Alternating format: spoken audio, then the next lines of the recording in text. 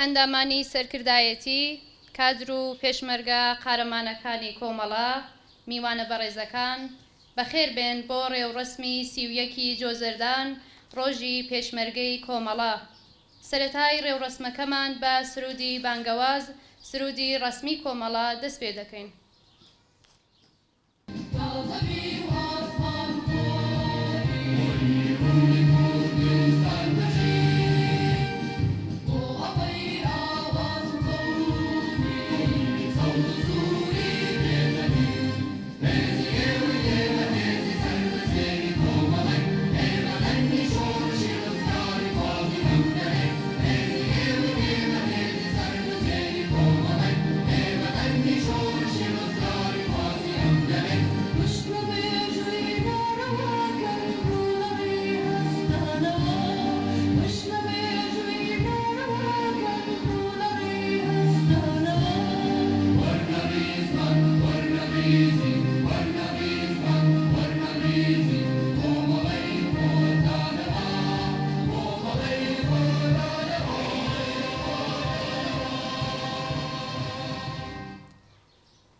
ئێستاش بۆ ڕێزگرتن لە یادی ئازیزی هاوڕێ سعیدی موینی ناسراو بە کارخانە یەکەمین گیانبەختکردووی کۆمەڵە و سەرجەم گیانبەختکردوانی کۆمەڵە چەند ساتێک بەبێ دەنگی ڕادەوەستی.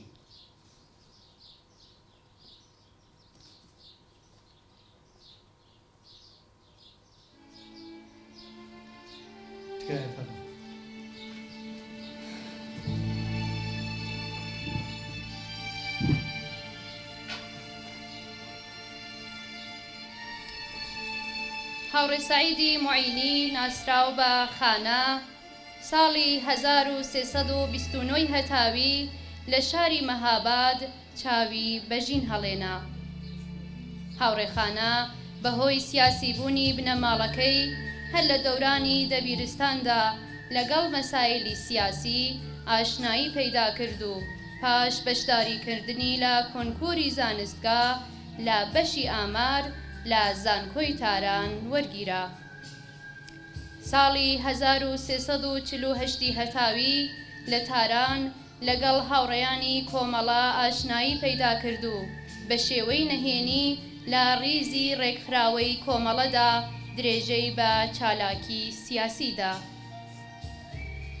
ساڵی 1354 هەتاوی لەلایەن کاربەدەستانی ساواکەوە دەست بەسەر دەکرێ و لە ماوەی زیاتر لە 18 مانگ لە ژێر ئەشکەنجەدا خۆڕاگریەکی کەموێنەی نیشاندا و لە خەرمانانی 1356 هەتاویدا لە زیندان ئازاد دەبێ و دیسان خەباتی شۆڕشگێڕانەی درێژە پێدەدا.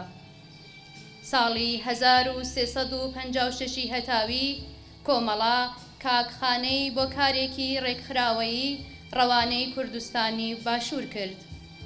ڕۆژی 31 جۆزەردانی ساڵی 1357 هەتاوی کاکخانە و چەند پێشمەرگەیەکی یەکێتی نیشتیمانی کوردستان لە شەڕێکی قارەمانانەدا بەرامبەر بە هێزەکانی ڕژیمی بەعس لە ئاوایی دەرێ لە ناوچەی ماوت گیانیان بەخت کرد.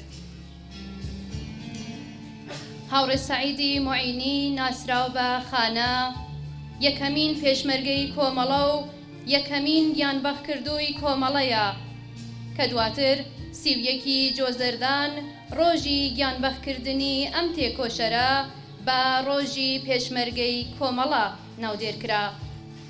یادی کاکخانە و سەرجەم گیانبەختکردوانی کۆمەڵە بەرز و بەڕێز و ڕێگایان پڕێبوار.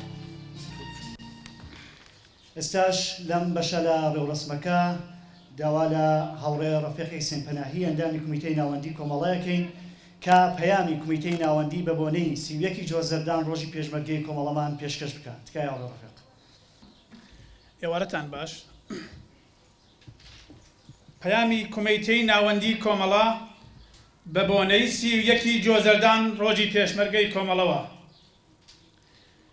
پێشمەرگەدیرینەکانی کۆمەڵە و پێشمەرگەکانی نەوەی نوێ کەم ئەندامانی سەنگەر و بنەماڵەی سەربەرزی گیانبەخت کردوانی کۆمەڵە.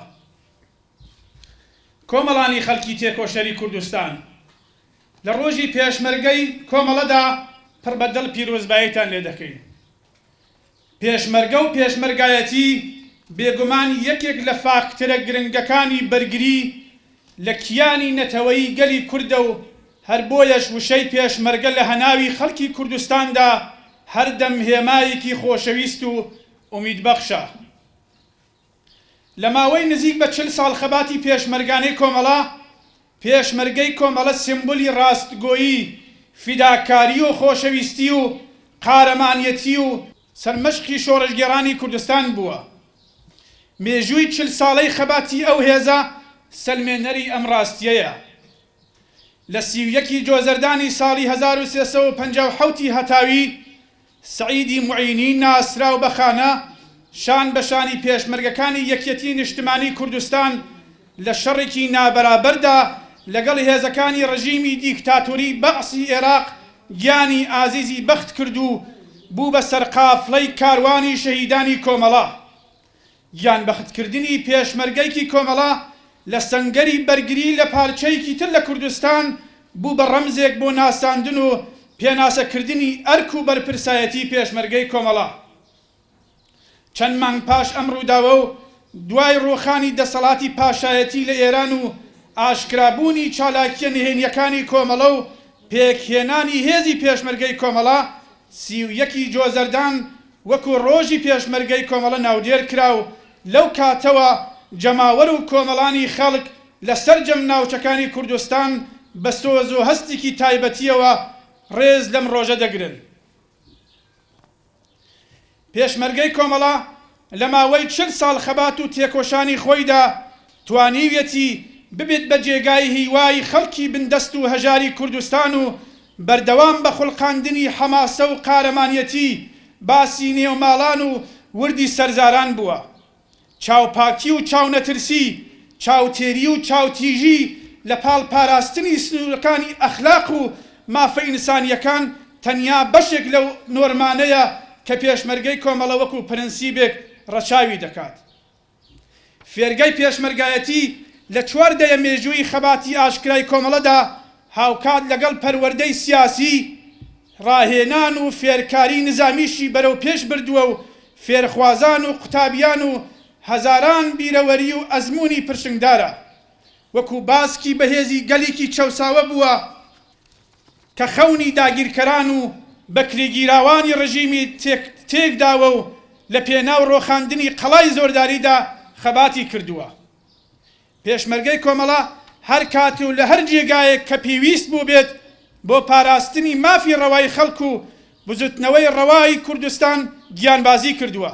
چاونەترسی و لە خۆبردوویی کردووەتە کردار و ئاکاری وەک دوو فاکتەری بنەڕەتی لە ناسنامە و پێناسەی خۆی و بۆ گەیشتن بە ئامانجەکانی گونجاندوویەتی.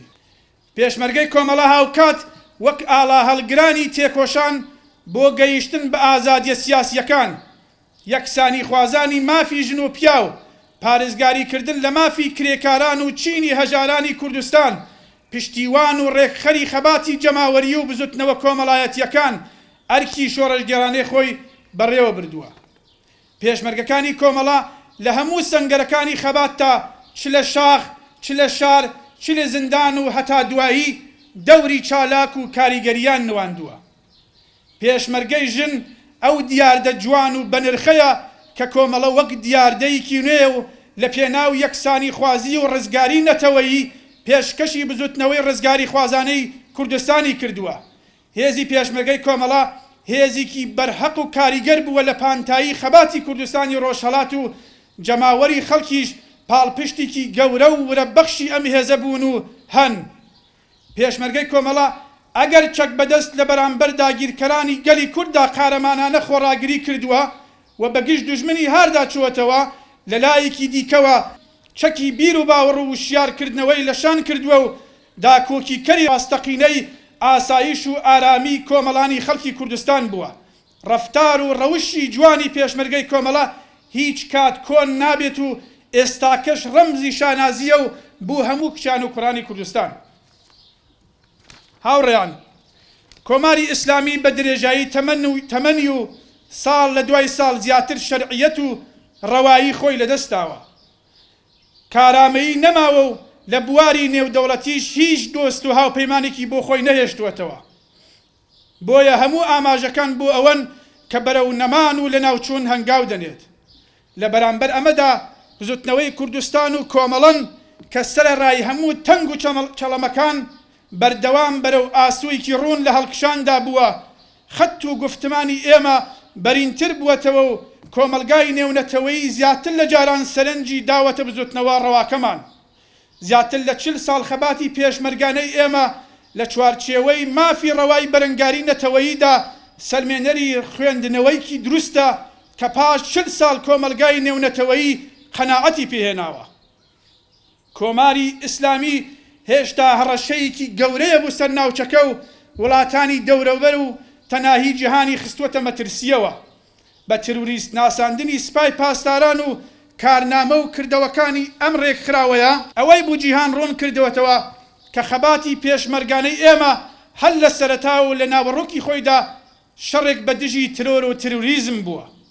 هەنووکە ڕەفتاری کۆماری ئیسلامی وای کردووە کە هەموو سناریۆ ئەگەرێک دەتوانێت بێتە ئاراوە بۆ لە ناوچوون و ڕۆخانی ئەم ڕژیمە.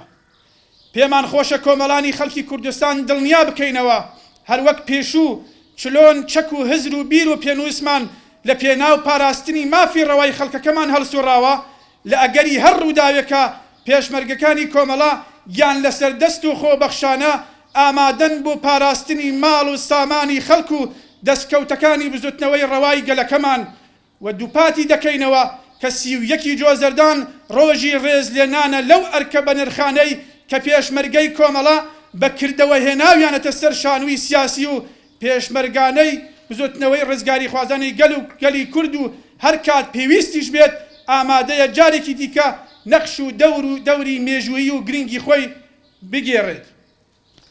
لاوانی شۆڕژگێڕ و کۆڵنەدەری کوردستانی ڕۆژهەڵات دڵنیاین کە هەموو لاوانی کوردستان لە ئاڵوگۆڕێکی سیاسی داهاتووی کوردستاندا وەک پێشمەرگەیەکی کۆمەڵا بۆ سەربەرزی و سەرکەوتنی ئامانجەکانی گەلی کورد و خەبات خەرکی ئازادیخوازی کوردستان لە چەشنی پێشمەرگەی کۆمەڵا بە ئامادەیی و سنگ فراوانیەوە دێنە مەیدانی خەبات و تێکۆشان لە دژی داگیرکەرانی کوردستان. بۆیە لێرەوە داواتان لێ دەکەین پەیوەست بن بە ڕێزەکانی پڕ لە شانازی هێزی پێشمەرگەی کۆمەڵە و ئاسوو و ئاوات و ئارەزوەکانتان لە نێو ئەم هێزەدا ببیننەوە. بێگومان بۆ خۆتان و بنەماڵە و مێژووی گەلەکەمان دەبنە ڕێنوین و بروسکەی ئیرادە و هەڵبژاردەتان دەبێتە چرای ڕوونکەرەوەی خەبات و تێکۆشان بۆ نەوەکانی داهاتوویش. جارێکی دیکە بە ناوی کومەیتەی ناوەندی کۆمەڵەوە سەرەتا یاد و ناوی کاکخانە و سەرجەم پێشمەرگە گیان بەخت کردوەکان بەرز ڕادەگرین و دوجار بە بۆنەی ئەم ڕۆژەوە کە دەرخەری ئیرادەی گەل و هێمای خۆراگری ڕۆڵەکانیەتی لە هەموو هاوسەنگەران و سەرجەم خەڵکی کوردستانی ڕۆژهەڵات پیرۆزبایی دەکەین. هەروەها داوا لە پێشمەرگە دیرینەکان دەکەین تاکو ئەزمموی کردەوەی خۆیان لەگەڵ وزەی نەسلی نوێ تێک ئاڵێن و خۆیان بۆ بارودۆخی نوێ ئامادە بکەن. کومەیتەی ناوەندی کۆمەڵەی شۆڕژگێڕی زەحمەتکێشانی کوردستانی ئێران 31 جۆزەردانی ساڵی 1398 هەتاوی. بەڕێزان هەروەکو ئاگادارن ئەوڕۆ پۆلێک لە کچان و کوڕانی خەباتکاری ڕۆژهەڵات لە 31 جۆزەرداندا پەیوەست دەبن بە هێزی پێشمەرگەی کۆمەڵەوە بە نێوی ئێوە و سەرجەم ڕەفیقەکانی کومەیتەی ناوەندیەوە پڕبەدڵ پیرۆزبایان لێ دەکەین و هیوادارین لە هەموو ئەرک و کاری پێشمەرگانە سەرکەوتوو بن. بەسپاس.